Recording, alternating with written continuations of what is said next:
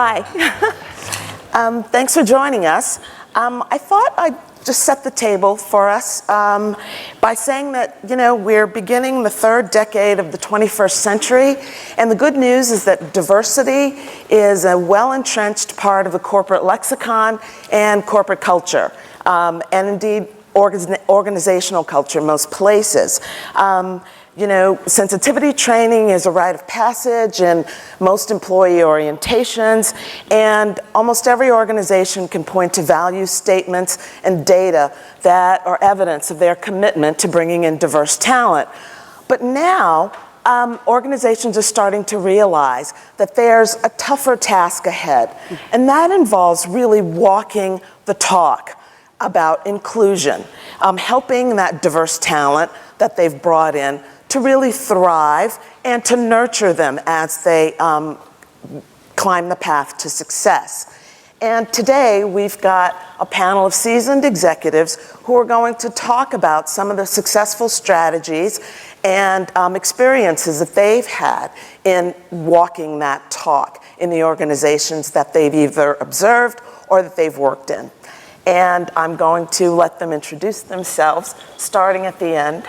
Okay. Good morning. I am Mariel Smith. I'm an attorney. I'm with the law office of Hall Booth Smith, and we're actually based here in Atlanta, but I live in Columbus, Georgia, in our Columbus office, and I do primarily defense work in labor and employment. And so I represent a lot of companies, corporations, defending them against all kinds of lawsuits involving discrimination, sexual harassment. But, and I'll talk about this a little bit more later. Now we are gearing a lot towards training and education. And so we'll talk about that today as well.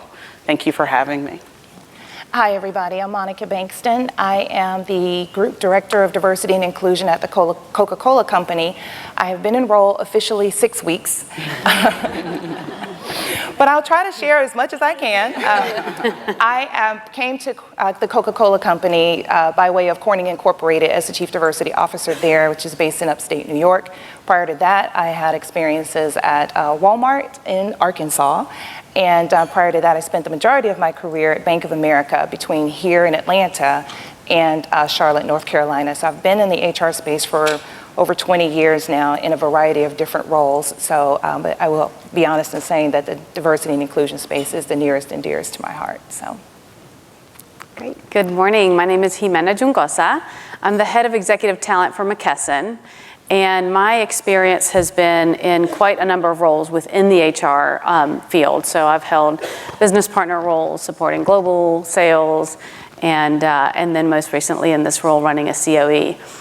In my role, I'm responsible for all the executive movement of McKesson, so that's hiring into the company as well as the moves that we see internally whenever we have roles available. And so work closely with succession planning and part of the talent management organization, and roles such as yours with the diversity space is a big area of focus for us. Happy to be here this morning. Thanks for having us. Good morning. I'm Debra Walker. I am with DDI, a leadership consulting organization, and I run our Women in Leadership Diversity and Inclusion practice.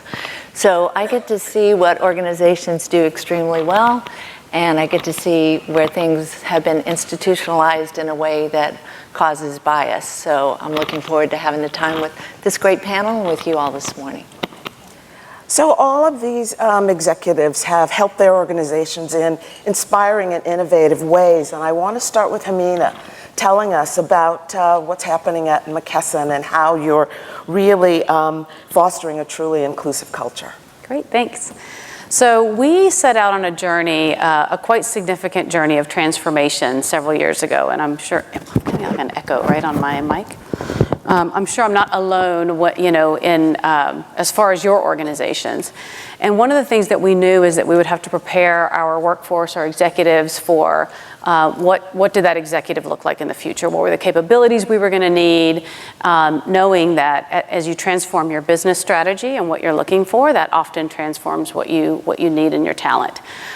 So we started a couple of years ago. We partnered with an outside firm, a boutique firm out of New York, that really started kind of at the top of the house, working with our CEO and his directs, in creating a kind of a bank, a repository of capabilities that were very tied to capabilities and functional experiences.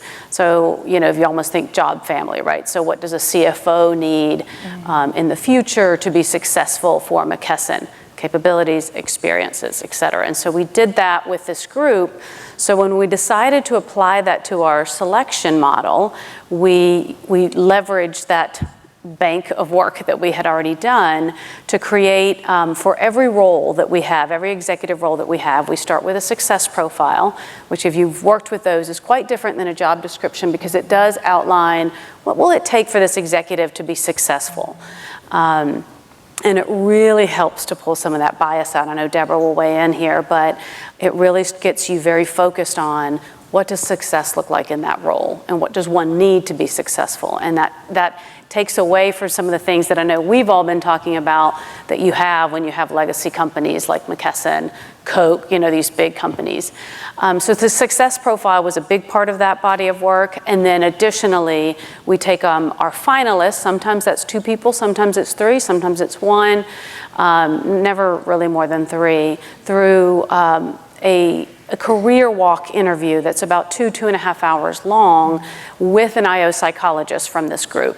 And they will use the Hogan assessment, which is a tool I'm sure a lot of you are familiar with, to kind of feed the interview. And so you know a lot about that candidate. And so that really helps us. That's one of our best practices in the body of work that we're doing to help gear our executives for the future. Debra, in your experience advising clients, are success profiles being used a lot? It's getting more common, and it brings the science to those strategic talent reviews, the conversations that you're having. When we talk about a success profile, we're talking about knowledge, experience, personal attributes, and competencies. And then you avoid comments like, I just don't think she's ready. Or I just don't see them in that role. It brings an element of science to it. I think the other thing is, we all know about power structures, and the most powerful person in the room usually makes the decision.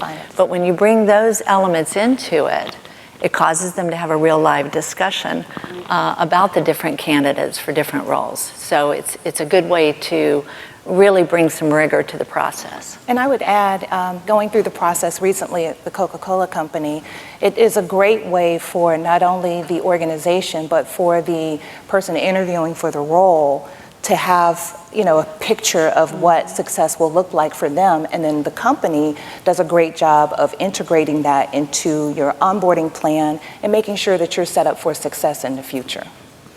So for people who are climbing the ladder and for organizations that are helping them climb the ladder, what are some of the intentional strategies that companies are using to help groom them and prepare this talent?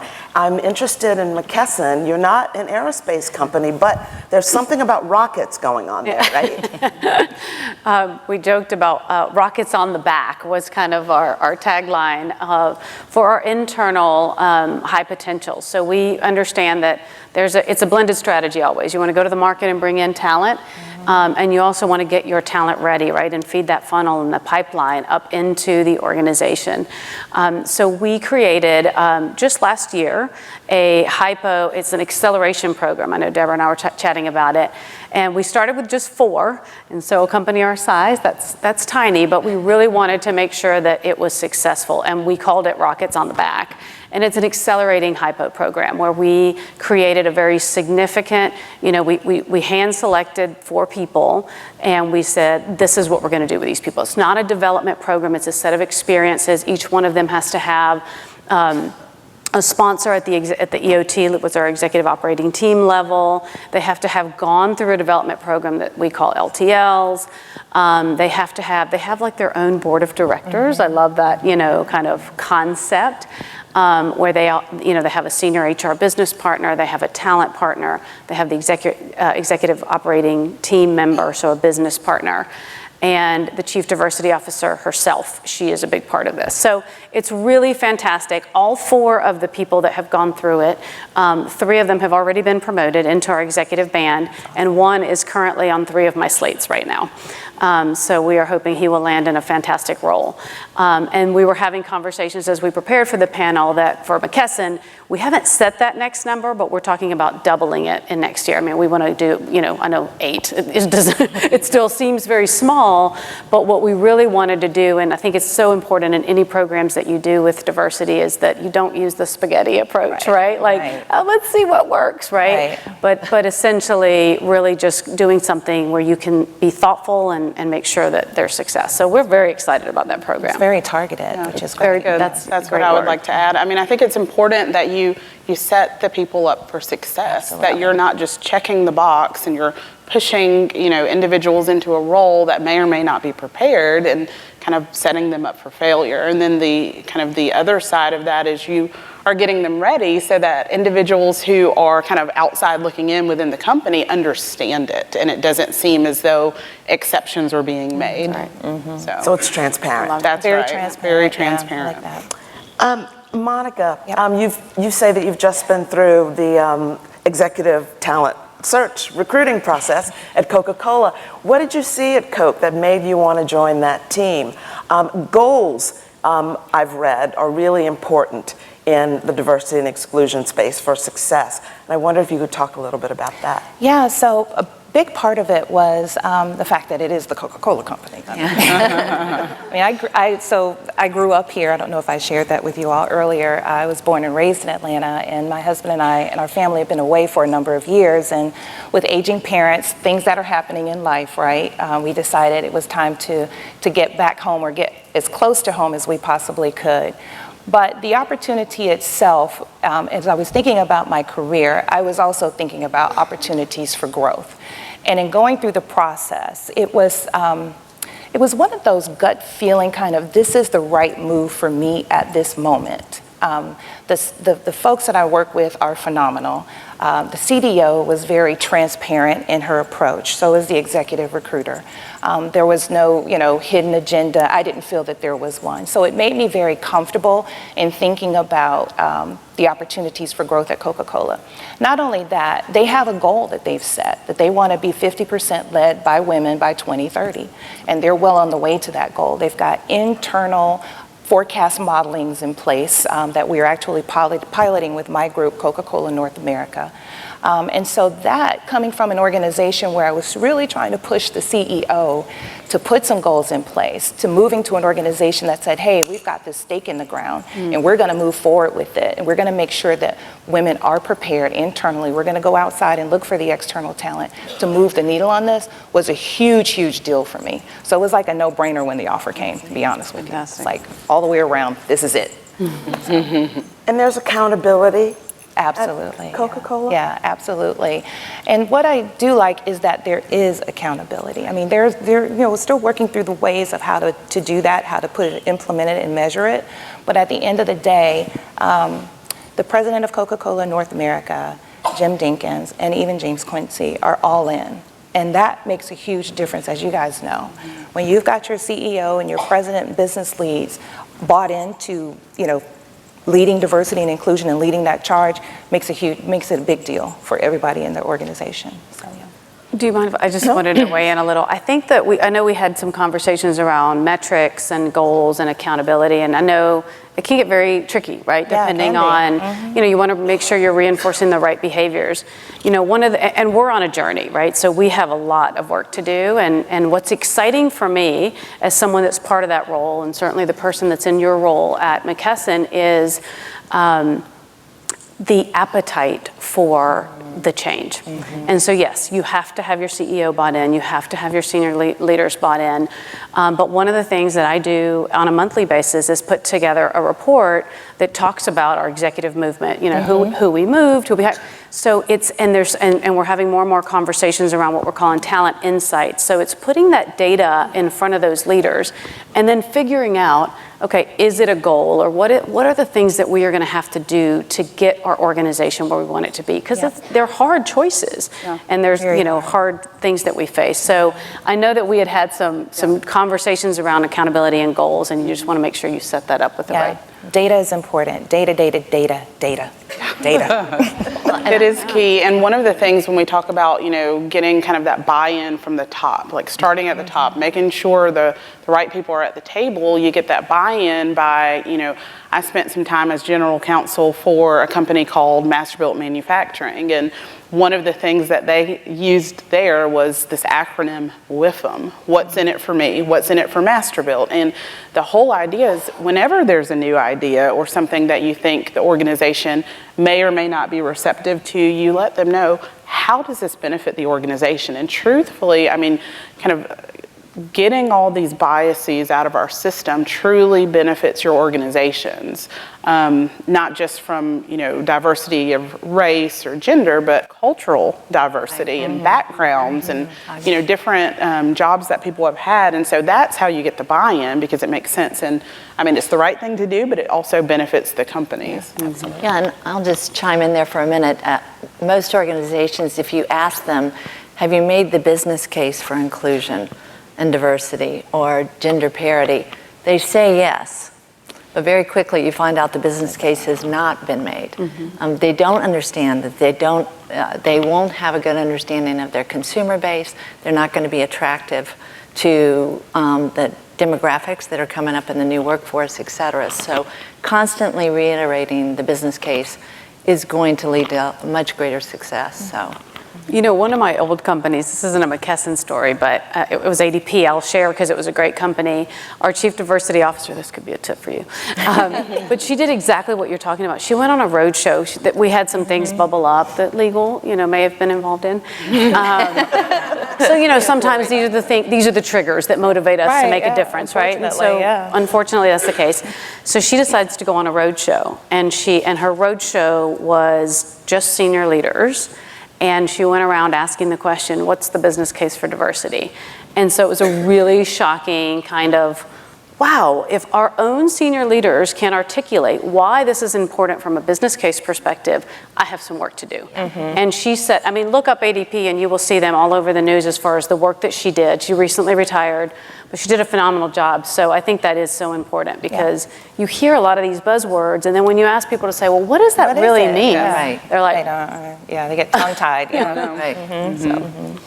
In your experience, Debra, what are some of the unexpected ways that unconscious bias sort of rears its head? I think that the most common, and it happens in our company as well, is top leadership goes to the same cadre of competent people for all big initiatives, because they don't want to take any risk.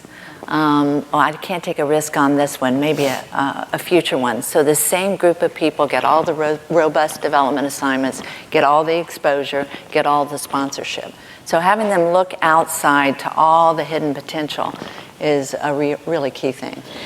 And this notion of readiness. Yeah, I wonder how many of you, when you have talent reviews, ask, how can we accelerate readiness? As you've already heard other folks talk about. But I was at one time involved in a talent discussion, 2 candidates. One was from an underrepresented group, and she was missing one small knowledge gap. I didn't know that because I didn't have the clinical background. So I just asked the question, what would it take to close that knowledge gap and allow this person to move up? And the answer was surprising to me. They said, about a month. I was expecting a 3-year internship somewhere. And I said, why are we having this conversation? Let's very quickly figure out how to close that gap. And oftentimes, if we can really pinpoint the readiness, the area of readiness that needs to be addressed, we can make a really big difference really increasing the pipeline of diverse people in higher positions. So. Mariel, we've talked a little bit. People have flicked at the notion of the legal sort of pressure that can be applied to force diversity and inclusive practices on organizations. But what's more sort of influential? Is it the law or would it be a sort of internal corporate kind of commitment? So I would love to say that, my clients call me up and they make some sort of initiative on their own and say, we really think we need to be more diverse. How can you help us? I would be lying if I said that, 'cause that's truly not the case, unfortunately. It depends on the company, certainly, but oftentimes, the dreaded thing happens. You get a lawsuit in, a EEOC charge comes across my desk. Sometimes the EEOC will sue one of my clients, and then you are required to have certain training, right? So that is why at the beginning I said, now we are trying to, contrary to popular belief, I'm a litigator and I love to litigate, but I like to be at my desk in my office at times too, to kind of get that work done. So we do training, and we try to make sure that you don't have those ugly lawsuits and you don't have the EEOC charges out there. And so it truly is through education, because you don't know there's a problem until it's there. Everything's okay until it isn't. So that's kind of what we have seen. Yeah, and I would add, in my previous organization, we had a huge push in partnership with the learning team on education, because we had, unfortunately, several cases of bullying in our science and technology research division. And it was not pretty at all. We hired an external consulting firm to come in to help us. They conducted a gazillion focus groups, had one-on-one interviews with folks.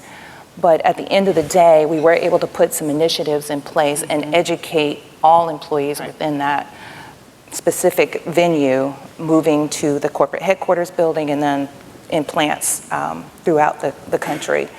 But it was quite unfortunate and sad that people at that level in the organization, we're talking PhDs, that were bullying their lab research assistants and things like that, but no one would say anything because of the culture. Because of the culture, and we hear the 7 values that we had in place. It was just so opposite.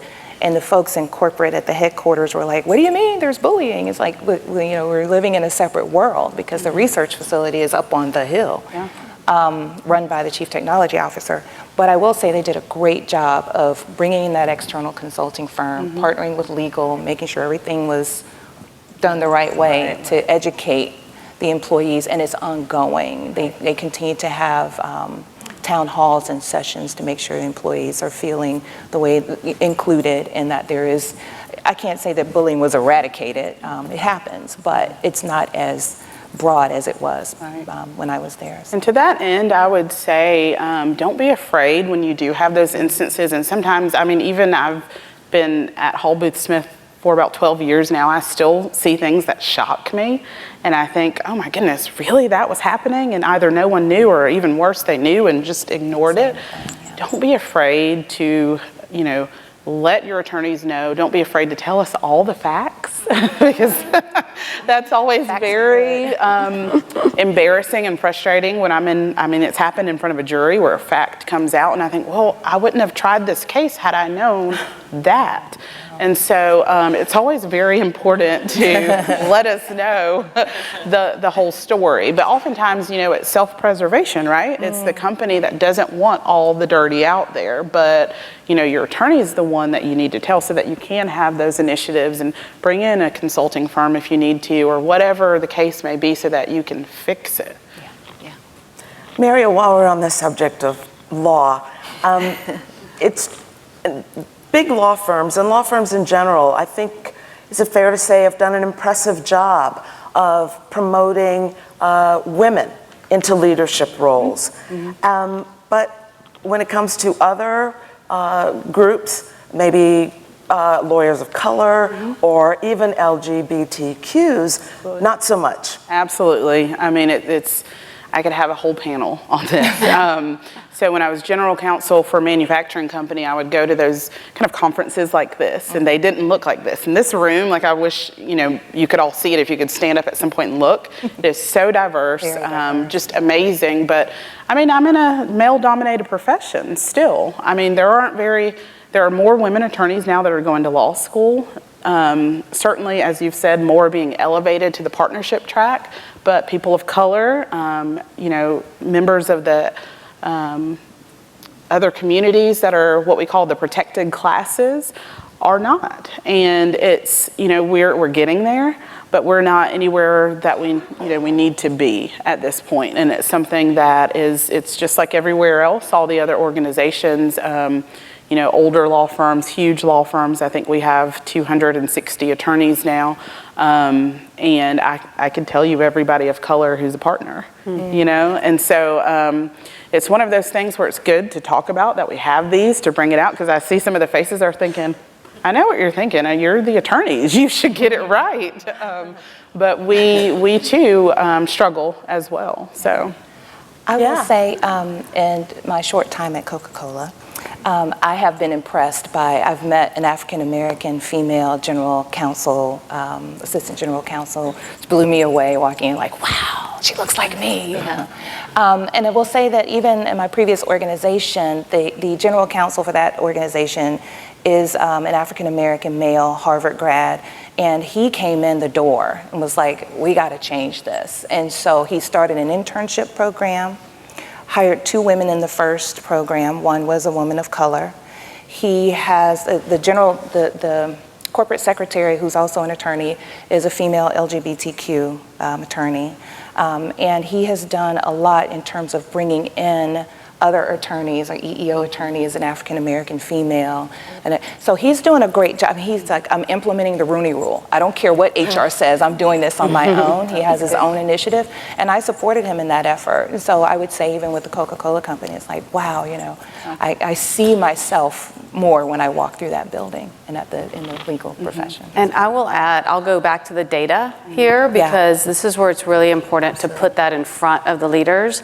Most successful business executives are competitive. And so we have started a practice, is what we do have scorecards, but it's really slicing the data where we're putting it in front of them. And so, again, from a talent acquisition space, I do include it in the slate, and making sure that we're doing that piece. But it's also, I've just created a slide that I've used twice now, which is like, it's the big flag, and it's like the opportunity to affect yield, right? Why are we talking about this? Well, because you still have an opportunity to affect the decision that's going to happen with this role. So could we just take a look? And so what I did in the slide is, so I have a particular role, I've got the hiring manager, and the diversity makeup of the slate is somewhere else. I control that through my team. But I put the hiring manager's makeup of their team for both the executive level and one click down. So that's the pipeline, right? And anything that's under market representation goes red. That's good. And so the idea is like, okay, it's not a public shaming, you still have a chance. Right. Yeah. You are working with TA, and we have had some leaders be like, wow, like they look at because it's like they know their numbers, but they're staring at that in that forum. And by the way, this gets reviewed at the EOT meetings. And so they've come to my team and been like, I don't know if this is legal, so close your eyes. But I want a complete diverse slate, And actually it's been an interesting conversation to kind of think about the flip side of that, right? Yeah. So anyway, I think getting the data in front of them and having the conversations about, okay, what do I do with this data? How can I influence the change? That's also really important for those of us that are practitioners in the room, is to help them. Because what I find, at least at McKesson, is we have a lot of people that are bought in. You're not trying to convince them. They may not know the business case. I would like to say that they do. They're wanting to do the right thing, but they're just like, just tell me how do I do it, right? How do I do it? So we have a roadmap. We've got to remember that as practitioners, that if you've got the other 2 elements, then you are more than 50% down the road. Right. Jump in and guide them. And what I would add is an example, we will work with one client who has done a wonderful job, as we talked about, with gender parity, except for multicultural women. They had the data. It was like any other business weakness. We want to fix this problem. And so they really put together a robust development process for a cohort of multicultural women. And the sort of outputs of that, one is, we accelerated readiness for this group. But secondly, they build a community of support. So they don't feel so alone. They feel this sense of support with this cohort that they went through. And what to add sort of an insult to injury there, if they hadn't done that, many of those women were called actually special project queens. They were given all the tough assignments, but nobody was looking at them for moving forward. And think of how they felt. Gosh, they give me all the tough stuff. I execute it well. And here I am. Nobody ever taps me or looks at me for moving up. So the light was shown, shining light on there, and it made a difference. So, wow. I'm looking and thinking at you all and thinking about your locations. So how does geography impact all of this? I mean, we know that the coasts, New York, Boston, LA, San Francisco, probably heightened sensitivity about this, organizations in those regions. But what about Corning, New York, or Omaha, Nebraska, or moving, as McKesson did, from San Francisco to Dallas? Yeah, so that was one of the biggest challenges that we faced in recruiting talent to the organization because I don't know if any of you know where Corning is. It's in a little small town in upstate New York, and it gets very, very cold. Not as cold as Syracuse, but it does get very cold, and it snows a lot. And there were times when, for example, we had a CFO opening for one of our largest business units, had the most amazing, outstanding female talent, but she had a husband who's a doctor. And moving to a small town like Corning doesn't afford him the opportunity to continue to practice unless he were to join one of the smaller healthcare systems in the area. And so for that reason, and that reason alone, she had to turn it down because it just wasn't right for her family. And then later we found out she took a job in New York City because he was able to, continue his practice in New York City. But it does present a challenge. Even with college hires, they come, they do a great job, they go through their internship, we roll out the red carpet for them and tell them what a great place upstate New York is, the Finger Lakes, there's wine tastings, and there's all the lakes, you can lake on one, you can, all this good stuff. But at the end of the day, when we were going through conversion, many of them opted for cities like Atlanta or LA or San Francisco, just because Corning is a little slow. I mean, for us, it made sense because we have a family, the schools are great. The schools in upstate New York are fantastic, but if you're, single male, single female, single person of color, even a single person of color, your prospects are much, much smaller. So it was a challenge for us. And we would do things like offer extra sign-on bonus, retention bonus, just all kinds of things. But at the end of the day, it was very challenging recruiting talent to the area, especially female talent, and especially multicultural or people of color. Mm-hmm. That was the biggest challenge. I remember, I have to share this, we had our first kickoff the African American Business Resource Group at Coca-Cola, and I'm responsible for the business resource groups. And we had a celebrity come in, Grammy award-winning artist, and it was great, and the room was packed. And I took video of the room and I sent it to my friends in Corning. I said, there are more black people in this room than there are in all of Corning. And they were just floored because for a lot of us, when you're in that area, you don't really get out that much because work and life and things are happening.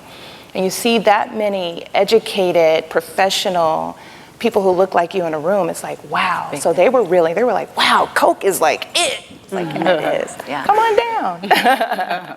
We did have the challenge going from San Francisco to Dallas. We're still in the midst of it, although pleasantly surprised. So just quickly would highlight that intentionality is very important when you set out for your recruiting strategy and what you're going to do and how you're going to achieve it.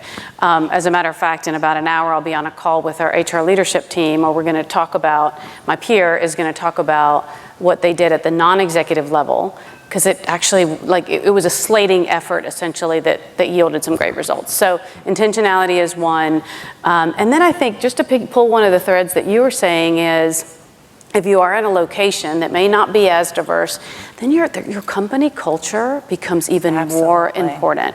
Because, by the way, we do spend a lot of time at work.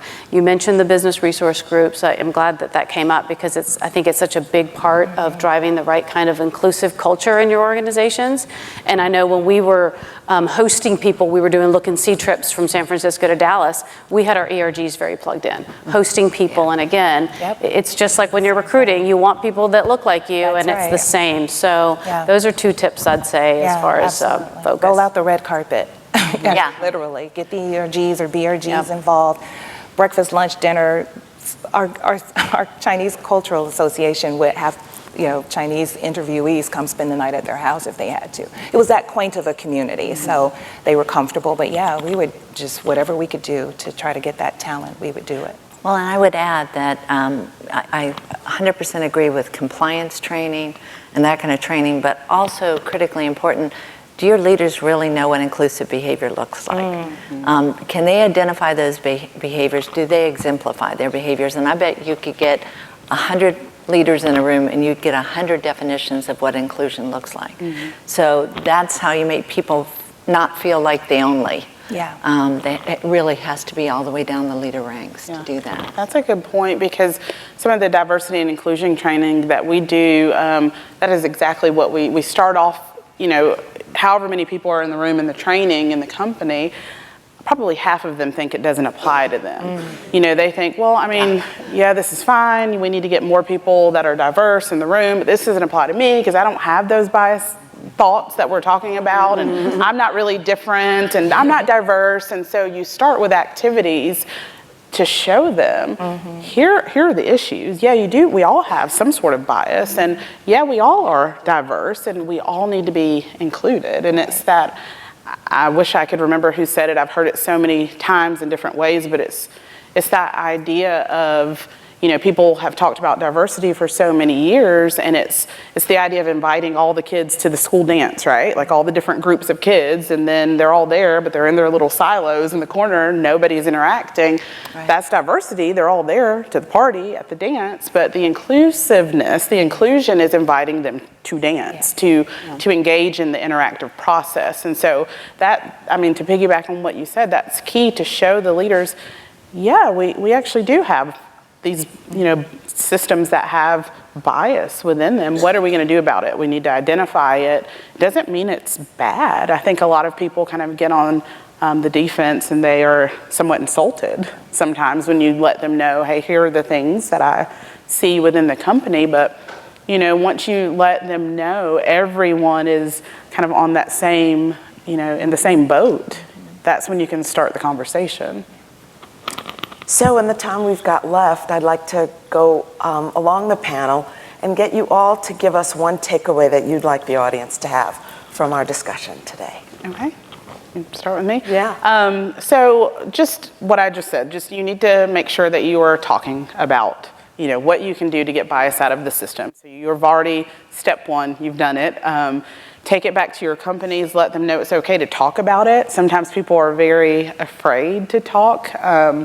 And I always joke that I'm like the uniquely qualified individual to talk about it, because I'm a African-American woman married to a very Southern white man who's a police officer. So I'm always willing to talk. We live it every day. And so, I come home and bounce these ideas like, is this okay? Is this normal? Is this what y'all talk about? Is this so I do that just as kind of, to get the conversation going. And I try to be open, and you all are laughing, because it helps to let people know it doesn't have to be so incredibly terrifying to talk about. Yeah, I agree with that. And I would just add, in your corporate environments too, or your work environments, that data is your friend. A lot of times people throw out ideas, or but at the end of the day, the data is what is the proof is in the data, essentially. So if you've got gaps somewhere on your scorecards, or you're red in a certain area, just especially as it relates to women, and more importantly, I won't say more importantly, but multicultural women, look at the data and then put some initiatives in place that can help you drive to getting to whatever targets you set. But use the data, because data is your friend. It's like an evolution, because I'll take both of those two. And my takeaway I'd leave you with is go back to your business partners or whomever it is that you're working with and just ask the question, what do you need in terms of support? What aren't you comfortable with? What questions can I answer for you? How can I partner? So I think it's part of having the conversation. Don't be afraid to talk, making sure you've got the data so you know what you're trying to do, and then just asking them and listening, I think, is really key. Yeah. And I think a takeaway would be, don't be so slow in making things happen. Everybody right now has positions open. Why not surprise people in the organization and make a decision? It's like a breath of fresh air. We recently had an open position in DDI, and the person who got that was a surprise, a very pleasant surprise, and everybody was thrilled. That's not what we thought would happen. And so once you start doing that, it provides hope for others in the organization, which I think is key. So I think we've heard from 4 executives who are living, breathing, walking examples of best practices in diversity and inclusion, and I think they deserve a round of applause for that.